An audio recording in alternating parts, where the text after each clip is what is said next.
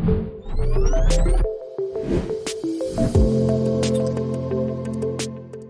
right, good morning, everybody, and welcome to another edition of our EANS Coffee Break series.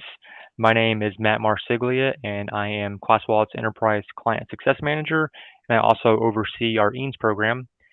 EANS is the emergency assistance to non-public schools, and ClassWallet is a purchasing and reimbursement platform for public funds. We've distributed over $1 billion of EANS funds to thousands of schools across the nation. And our state clients, they use ClassWallet to get public funds to the right people and ensure they use those funds for the right purchases. And it has been a wonderful 3 years watching the evolution of these non-public schools who have received these EANS dollars. And now, as the funds are getting close to expiring, many state leaders want to see schools use these funds to help support the Learning Loss Initiative. With that in mind, we have a very special guest with us today, Lakeshore Learning's Chief Academic Officer, Patti Clark. Hello, Patti. Welcome, and thank you for joining our webinar as an expert panelist today. Oh, hi, Matt. Thanks so much for letting me join. This will be fun. No, I'm very excited about the content today. Can you, before we get started, do you mind giving us a brief introduction and before going in depth into our webinar? Sure. So like you mentioned, my name is Patti Clark.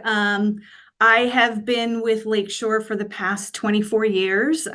Prior to that, I spent 10 years teaching in the K-5 space. So in those 10 years, I think I hit every grade level. Probably the majority of my time was in the 3rd, 4th grade level, but spent a lot of time all the way pre-K through 5th grade as well.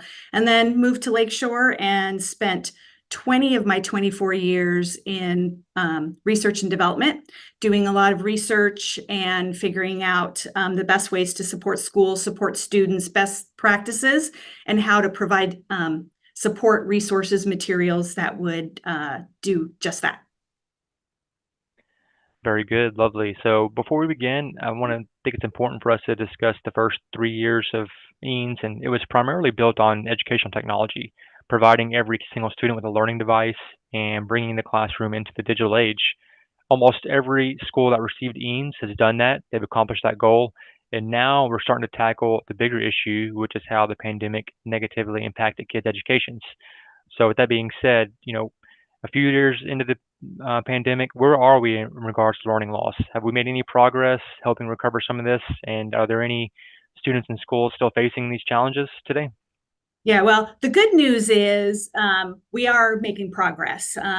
Nationally, right now, based on kind of some of the data that's out there, students have made up about 1/3 of their pandemic losses in math and about 1/4 of those losses in reading. And all of this is according to the Education Recovery Scorecard, which was released in January of this year, which was really an analysis of test scores across the nation by researchers at Harvard and Stanford. And so the good news is we're making progress because thanks to all the hard work of schools and teachers and families, students have made, in the last couple of years, made more than 1 year's progress in both of those years. So we're starting to catch up.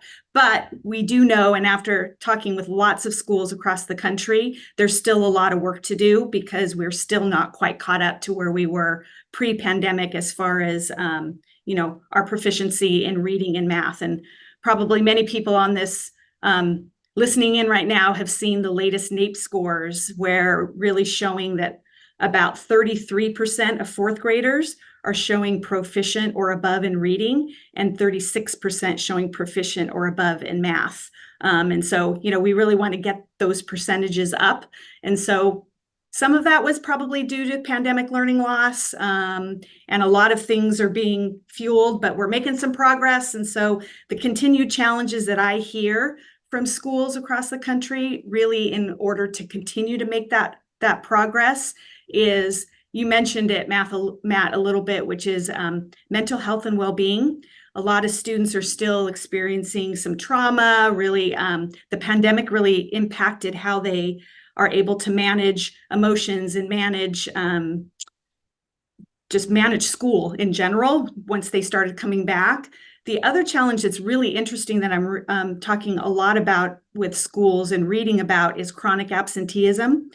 And of course, that's impacting us being able to recover learning. And then for teachers, it's the varying levels within one classroom now. That really is challenging to be able to meet the needs of every student and get them to where they want to go. So I think the good news is, yes, we're making great progress, but we know we got a lot of work still cut out for us. Thanks, Patty. So I think we can all agree that we have improved slightly since the pandemic, but we're not quite back at pre-pandemic levels. So I think that's why a lot of people on this call today are, let's talk about some of the strategies that we can understand and what schools are currently doing and what can we do to continue to address these challenges. Yeah, that's a benefit of the work that I've been able to do the last couple of years is being able to work with a lot of schools across the country. And there's really, in the last year or two, there's really 4 kind of main focuses that they're kind of hitting in order to hit that learning loss and using their funds for. So one of them, let's start with core instruction. So I mentioned to you the NAEP scores, right? Or I talked about that right now. So particularly in reading, I think the proficiency level there has really fueled this discussion of looking at core instruction and making sure that our reading instruction is following the science of reading research, which really confirms theories of how kids best learn how to read. And so a lot of schools are looking at utilizing their funding to do professional development in science of reading for their teachers, particularly in kindergarten through 2nd grade. Because the thing about science of reading that a lot of the research is saying is we perhaps haven't been quite as systematic and explicit in our instruction of phonics and phonemic awareness as we should have been. And so how can we really get that systematic phonics instruction, and what does research say the best way to do that?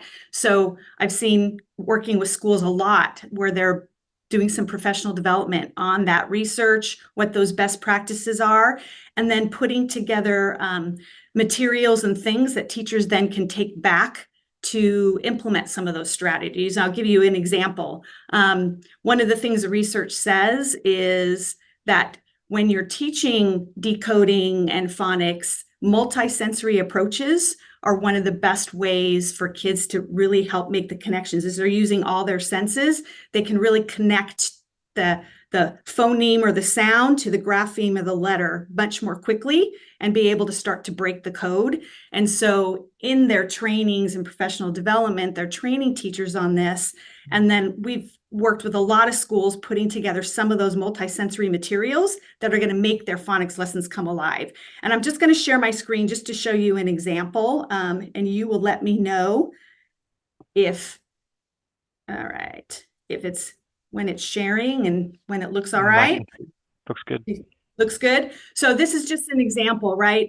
We were actually working with some schools in Orange County, Florida, and they were doing professional development utilizing some of their funding. And along with that professional development, they put together these multisensory kits that they trained teachers on some of the approaches, and then they were able to take them back to their classrooms to be able to hit that core instruction of phonics and hopefully getting kids decoding. So by the time they hit 3rd grade, they're ready to read to learn. So some of those tools in there, you'll see, a lot of multisensory approaches, linking, putting letters in sand and listening when you hear the sounds and manipulating letters and mapping words. And so that's just an example of one of the things that I've seen them do. So let me unshare. Let me unshare this and come back.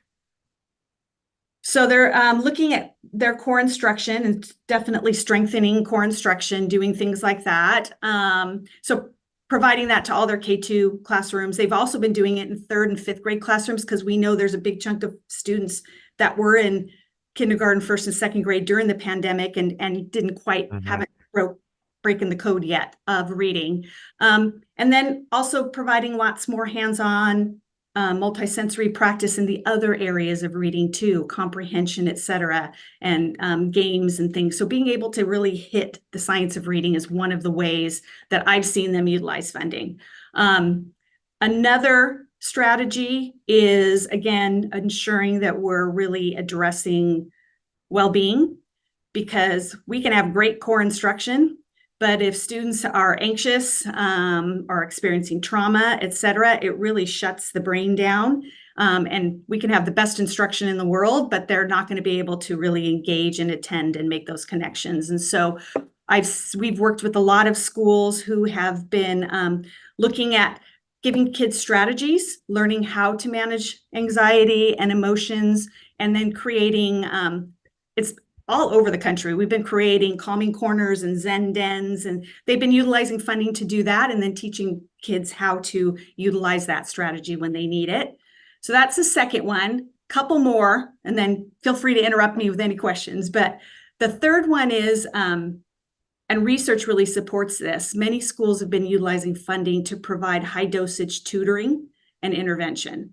The research really shows that if you can provide 30 to 45 minutes 3 times a week of either one-on-one or small group tutoring, kids make much more progress more quickly than just remediation. So instead of just taking the whole class back to, okay, you are all a little below grade level, let's go back to 3rd grade and teach you 3rd grade strategies. Instead of doing that, they continue teaching grade level and then pull students to do some tutoring. So they've been utilizing funding, whether it's online digital tutoring programs that they've been using. Of course, the challenge there is when the funding is gone, how do you keep that going, right? So I've noticed we've been talking a lot to schools about, okay, so your tutoring is working great. How do we keep this going if you don't have the funding to continue these online ones?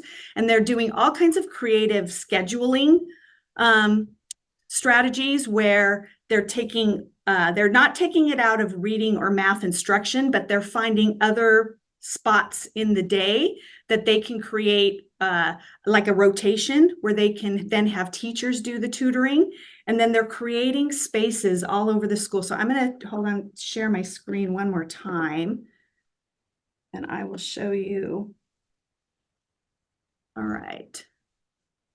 Let me move on to this next slide.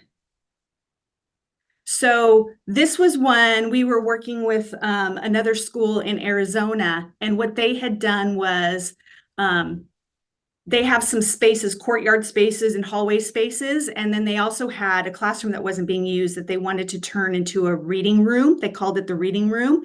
And inside, what we did was bundled some small furniture and some of those hands-on multisensory materials that you see in the cart there. And we created literacy skills instruction zones throughout the different grade levels and throughout different classrooms with a write and white table and all the materials needed for teachers to easily have a spot. So when they did their rotations, they could bring those students along the way to do that tutoring. So that was another one strategy, is really thinking about high dosage tutoring and intervention. And then the last one that they've been working on too is offering extended learning opportunities. So planning opportunities for after-school programs, summer programs, enrichment clubs, because they're fun, engaging ways to extend the school day.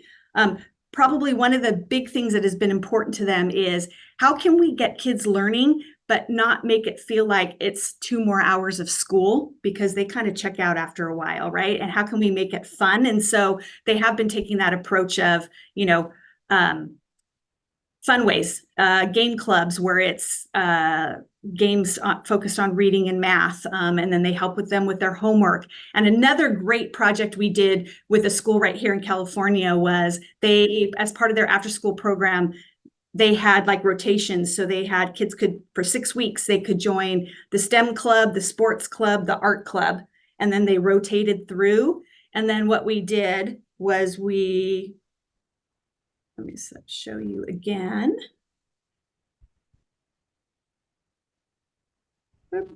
Patty, it looks like it's still on the same first slide. Yep, let me see. I just clicked it. Tell me if it moved. I'm still showing the first one. Still showing. Let me try one more time. No? Okay, let me do this. I will tell you what I do. I'm going to stop sharing for a minute and let me try. I'm going to go to this. I think it'll work now. Love technology, don't you? Especially in a live event, right? If you guys have questions, please feel free to. I see a couple questions already in the chat. Please Great. feel free to ask any questions. We'll be doing a Q&A session afterwards. Anyway, I think, do you see it now? Yes, I see it.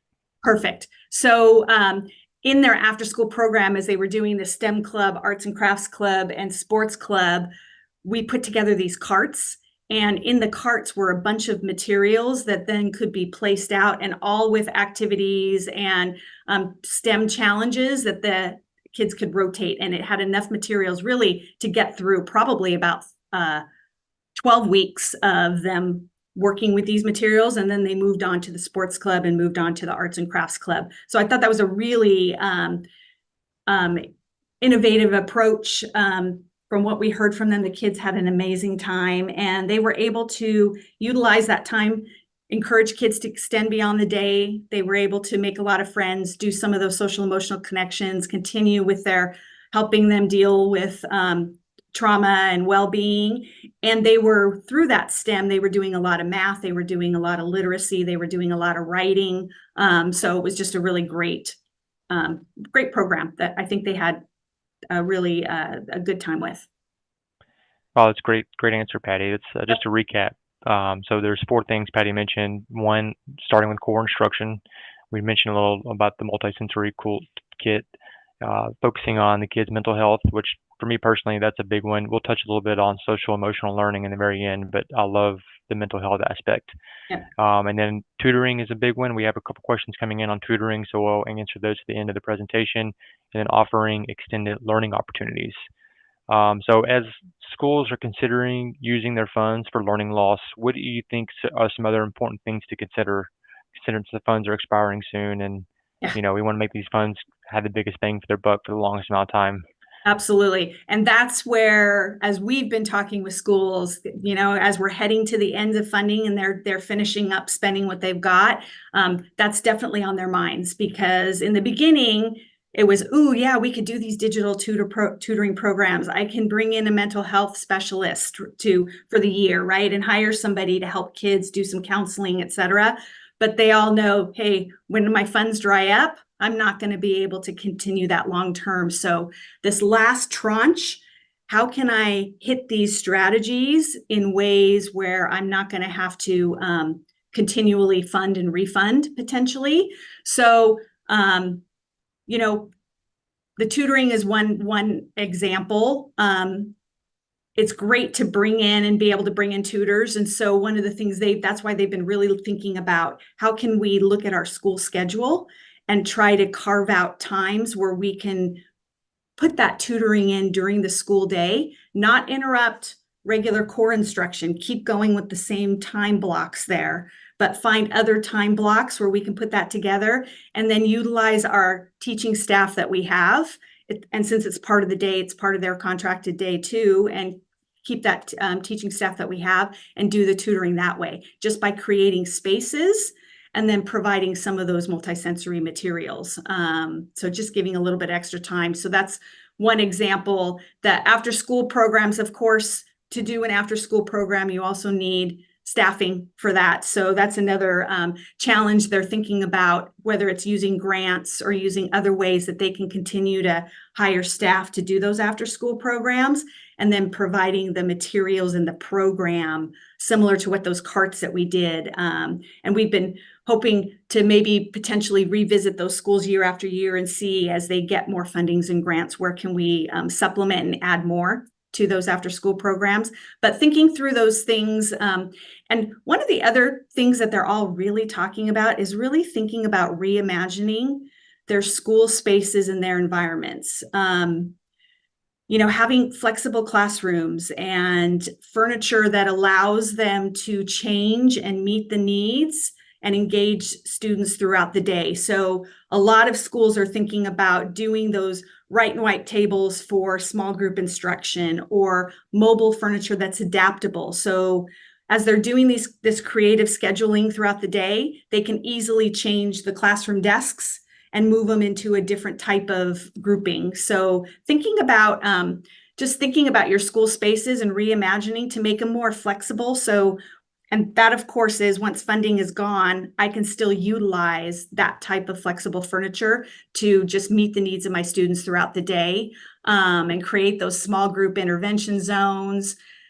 Reinvent the school library. I have seen a ton of schools that we've worked with that are thinking about reinventing that school library, utilizing funds to do that. So that can become the place for extended learning programs. It can become the place for some of that tutoring. It also can become the place to have a calming Zen zone. It can really become like the hub, the heart of the school, which could then build that belonging. As they have this great library space, it might encourage kids to want to be at school more often, particularly if they're utilizing it in a great way. We worked with one school that took their library space and made it a space where they could do some small group tutoring. And then in one corner, they also created a small STEM lab where after school kids could come in. They're just staffing with a library and kids can come in and do STEM projects or project-based learning, et cetera. So lots of ways that you can kind of reinvent your school spaces is one way that people can use it. But it's really thinking about how can I keep this going and I'm not going to have to continually refund. I love the idea of the reimagining spaces. Do you have any pictures of the outdoor space on to show anybody? I didn't. Some of the question came in asking if we have anything um, Of an of outdoor the, space? or indoor space. I think we missed one of the slides on slide 2 earlier. Oh, It was, the one with the literacy instruction zone, or were they hoping to see a picture of a whole space with the instruction zones in them? You know what? space. I don't have it right here on here, but what I can do, I don't know, Matt, if there's a way I can pull those photos and even send them to you. I don't know if there's a way to distribute what those photos look like afterwards. Yeah, and I think what we can do is if you wanted to drop an email address and or a link in the chat Perfect. of Yeah. some that if any schools that are interested in learning more, you guys can contact Lakeshore, and they can certainly work with you on some of these things and items that we've talked about today. I definitely love all the sustainable ideas because once the funding is gone, it's gone. So what can you do to keep um, using those things in the future? So, Yeah. last question, I think I wanted to chat about a little bit about social and emotional needs. Mhm. I think that's one aspect. We talked about this in a previous coffee break episode, but I Yeah. definitely would love to just touch on it Talk a briefly. little more. Uh, You got it. yeah, because I think SELE, social emotional learning, it encompasses very vital skills that are for personal and academic Yeah. success, such as self-awareness, self-management, social awareness, and a few things that I've read about that I think that works well is like encouraging self-reflection through drawing. And so Yep. you mentioned like a Zen den earlier, and at some of the schools you've seen making these small areas instead of putting a kid in timeout, can you just create some type of reflection area for them to draw and not be overwhelmed by their environment, and then facilitating positive classroom interactions. You've mentioned that already. Or anything else that you want to throw in there that you think could be beneficial for SEL? Sure. And you know what's interesting about those Zen dens and those calming corners is again, talking with schools is really working with teachers on the best way to utilize them so that they don't just become either a timeout area, like, we don't want it to seem like a timeout area, or, you know, it's great to put them in there, but if we're not teaching kids the strategies of how to use it and how to eventually maybe to the point where they can use it quickly and not use it as ooh, you know what? I really don't want to take this test. Hey, I think I need to go to the Zen den. So teachers have been challenged with that. And so providing, as we've done some of these Zen dens too, we've provided short professional development, like just half hour, 1 hour sessions with teachers that we've put in a video to really show effective ways of utilizing those. And inside, it's of course a comfortable place for students to go to. There's always a timer in there so that, you kind of set the time for how long students can be there. And then you have various strategies for how they manage their emotions, different ways to kind of be able to self calm down. We've put together breathing boards and fidgets and arts and crafts materials, to your point, drawing, and then having a list of all the various things that students can do when they just need a break for a minute, or they, I remember in fourth grade, right? Coming in from lunch was always the part of the day that I dreaded the most, because coming in from lunch, there was always some type of drama or challenge between the students. And so being able to take 5 minutes to work through that. And if there's any students that really had a bad lunch experience, you give them the strategy of how to utilize the Zendan for 5 minutes, 10 minutes, and then they're ready to come back and really focus again on the lesson or the learning that needs to happen. So kind of thinking through a lot of that. The other place for kind of wellness is really making school, as much as we can, a place where students belong. We want to create a community, and that's again where a lot of the reinvention of the library or creating these STEM clubs, all this other chess clubs, different things, to where you're creating a place where you're giving a positive environment where students can learn how to interact with each other, how to conflict resolution, how to manage emotions. And it helps their learning, obviously, and supports skills, but it also helps with that whole mental health, wellness, social, emotional needs, etc.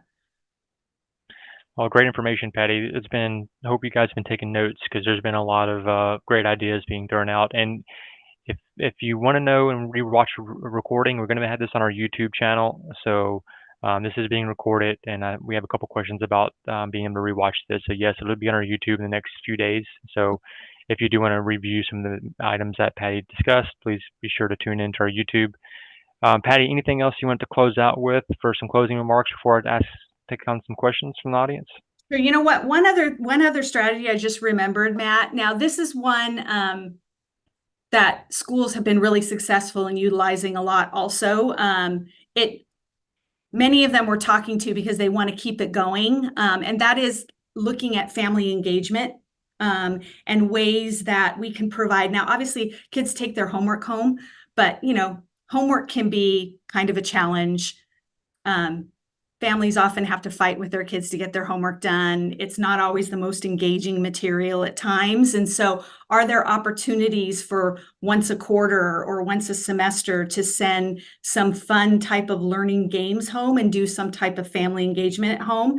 And I was just working with Hacienda La Puente schools here in California. And for the past 3 years, now they did use their funding to help put these games together. It's almost like having a family game night, but they were challenged with not all families come. So they come and they each get to take their own individual games home to work and practice. But then those that don't come also get it. And what we did for them was create a video that shows how to use it, how to play the game, and we put it on a QR code that then gets, a label that gets put on that game, so that all families have an opportunity to do something fun that really reinforces learning too. I thought it was another really, I wish I came up with it, but it's so many of the schools we work with are finding amazing creative ways to just continue the learning all day, all night, and try to make it as engaging and fun as possible. So that's probably just one others that I just remembered because I was just working with that school the other day. So Love it, Patty. Great stuff, great yep. stuff. So, with that being said, we're going to wrap it up, the content for today. If you have any questions, please feel free to send them in now. I see a couple questions here that we'll get to and talk about, but we're going to spend the next 15 minutes or so answering questions, so feel free to ask away. The first question is, how do we get ClassWallet to approve tutoring? So just real quick, law of the land, ClassWallet, we don't do any approvals. We are just the purchasing platform that the state hired us to distribute payments. So the state is technically in control of all the decisions. We can offer advice on what we've seen be approved based on past experience. However, with this EANS grant, things are very flexible. So it may have been approved 2 years ago, may not be approved today, unfortunately. So I know there's a lot of federal audits going on right now because these funds are um, being looked at very stringently for fraud. So I know states have been very careful on what they've been allowing. But I would say please email us, eanes@classwallet.com. There are a lot of tutoring vendors out there, and I've seen tutoring approved all the time. So it's definitely something that you guys should be able to get approved. So I'm going to drop that in the chat, Yeah. I was going to say, eanes@classwallet.com.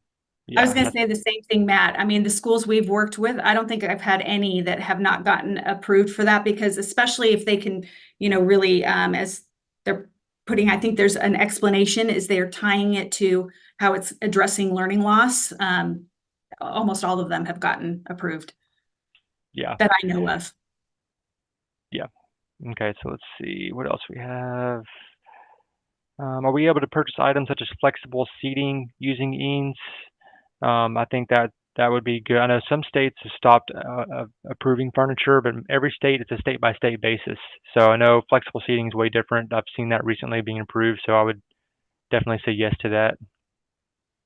I know what the strategies as schools that we've been using when they're putting through too is if they can, write in their rationale about how the flexible seating is helping them create small group literacy zones or instruction zones in order to meet the needs of all students and do intervention and et cetera. That might be a way to help get that along, move that along.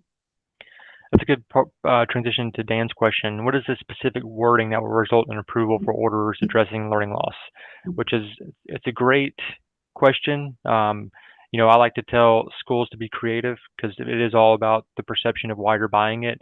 In fact, one of our states actually requires comments to be mandatory now because a lot of schools were submitting, large $100,000 orders with no comments of why it's justified for those specific 12 categories.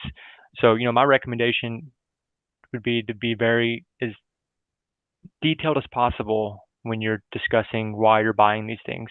How is it going to improve your kids' experience? Do you expect it to have smaller groups for better learning environments? Is it going to improve your test scores? In your mind, how is this going to improve your kids' education by purchasing these supplies? And if you can put that on paper and include that with your submission, it's going to be very beneficial for you to get approved by the state versus submitting a large order with no comments. You're kind of leaving the state to make up their own mind on whether they think it should be good or not. So I've always tried to coach schools. The most important thing you can do in submitting EANS orders is to be very detailed in your comments to the state because they're the ones having to approve tens of thousands of orders. I mean, we've had over 100,000 orders alone in ClassWallet. And so we just manage 20% of the funds in the state and the country. So you can imagine the tens of thousands of orders that states are approving.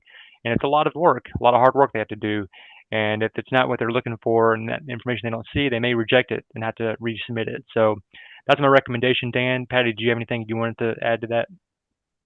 I think you hit it pretty well there, Matt. I know at the end of this webinar, I'll flash up a QR code where you can, if you're interested in connecting with us and getting some assistance in, finding some strategies, looking at some materials and some of the strategies that we showed you that we have been successful, some other schools have gotten through. I'll put that up there so you can connect with us. Sounds good, Patty. Let's get a question. When is the last day to submit a quote for approval? Every state's different. Some states are expiring on 6/30. Most states are expiring on 9/30. So September 30th, 2024 is the official deadline from US DOE. So I would, depending on your state, definitely get your orders in. I would probably try to get them in 30 days before, just because if you have any issues, you can resubmit them. Because if you submit it on 9/30 and it gets rejected, you're not going to be allowed to resubmit it, unfortunately, and that money gets lost, goes back to federal government. So that would be a shame. So I definitely would recommend getting your order submitted sooner than later to make sure they do get approved.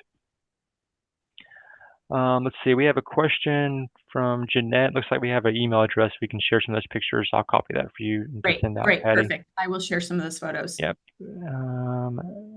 And someone asked, does the tutoring have to be delivered to the student by June 30th? Services are typically required before payment for EANS. So I would recommend asking your state that question, depending on, I think you may be in a different state that has a 6/30 deadline, but most deadlines are 9/30. So as long as you get your tutoring in this summer, you should be fine. Let's see. If there's any other questions. Do you see any other questions, Patty? I think that's. Did we hit most of them? Let's see.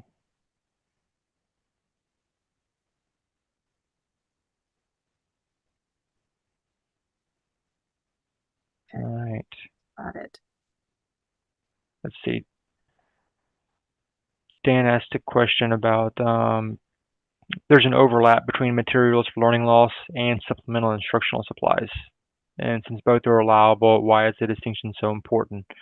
Yeah, that's a good question, Dan. That's kind of not really our answer. That's more the state's answer. I do know there are 12 categories and designated for EANS. One category is support for learning loss, and one category is curriculum. So there are two distinct categories within our platform. You're able to select both categories.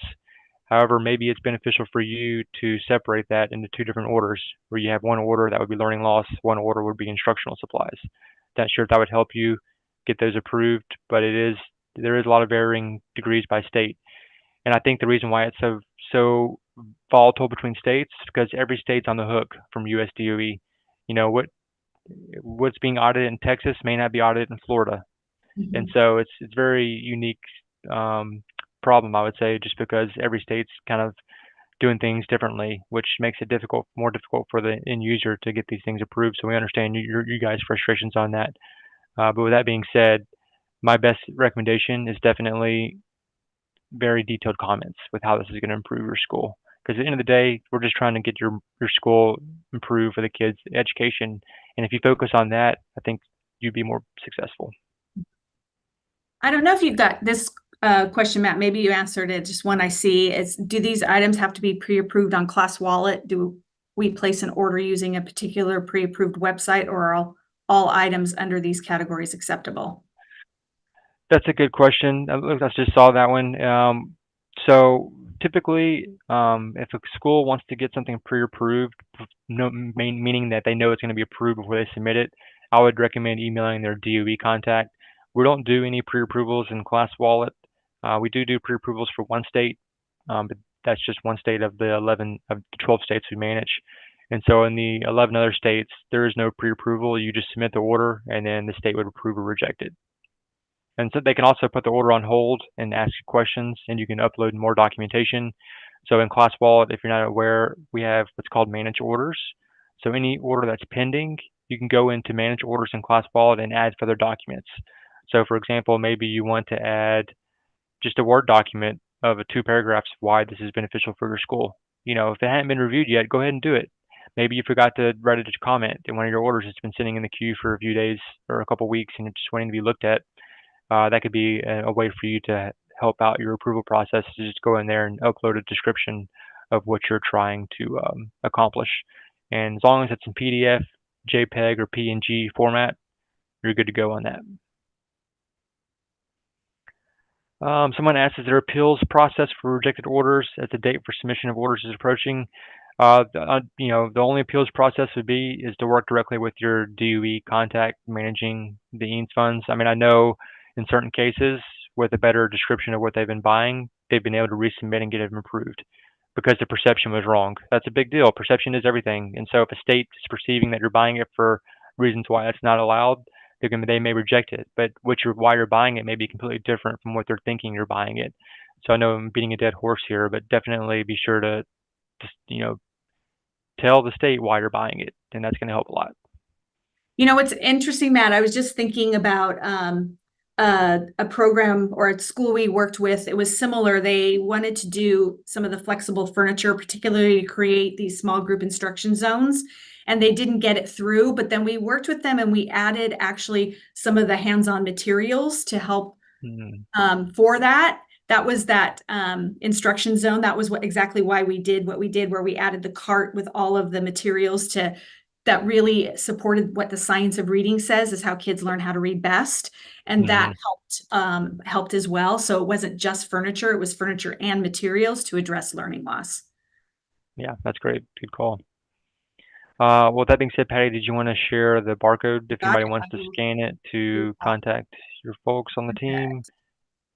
And also, when you work with end users like Lakeshore and all other approved vendors on the platform, they will definitely help support you when discussing the benefits of why you would be buying it and also how it can improve the kid's education. And there's a lot of things that you can get support on. So don't feel like you're on an island. I know that you were kind of given these monies and kind of figure out how to spend it, and you're going to reject a lot of your orders because it doesn't comply with our regulations. But a lot of our vendor partners are very willing to support your journey on this to help give you the best bang for your buck when you're submitting these orders to state DOE. Can you see this QR code? I can. I'm going to try to scan it with my phone. Perfect. Yep, it works. All right, so I just opened it on my phone. Great. So it looks like there's if you want to have your email, drop your email and then get some support on anything Patti talked about today, somebody will reach out to you. I know we talked about you gave a ton of ideas, Patti. I've already forgotten half of them, so I'm sure when we get this YouTube up, it'll get some more views for the folks that couldn't able to attend today. Sure. All right. All right. Well, thank you, Patti. I appreciate everybody attending. And there's a short survey at the end if you don't mind filling it out to see how we can do better. And when you're done for the next one, we appreciate it. And thanks again, Patti, for your expertise today. Great. Thanks, everybody. Bye bye. Bye.